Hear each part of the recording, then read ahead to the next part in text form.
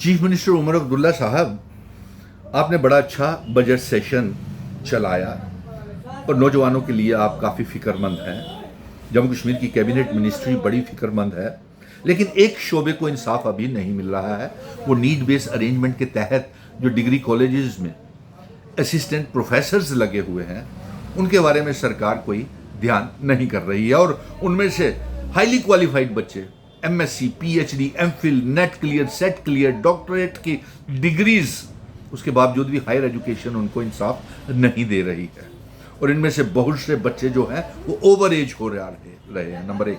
Number दूसरा इल्ज़ाम हमारा ये है कि इन बच्चों को 12 महीने की बजाय 8 ही महीने तनख्वाह दी जाती है। और नंबर तीन, इनकी तनख्वाहें बढ़नी चाहिए थे तो यूजीसी के ग्रेड मिलने चाहिए।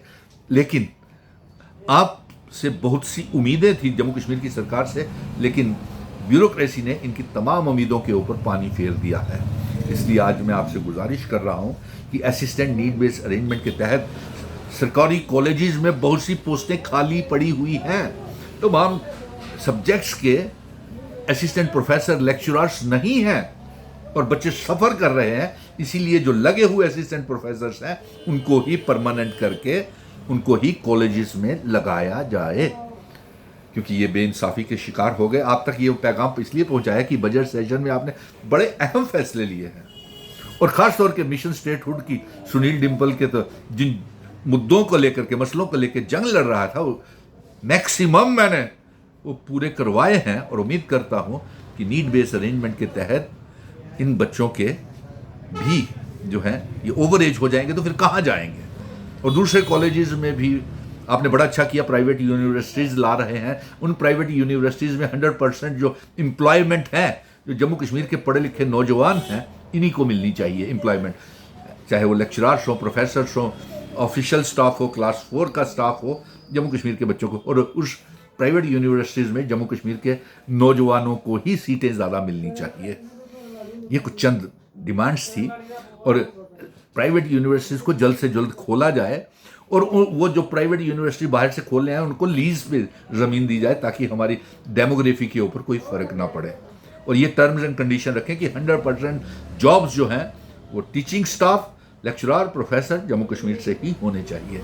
लेकिन बेइंसाफ़ी हुई थी।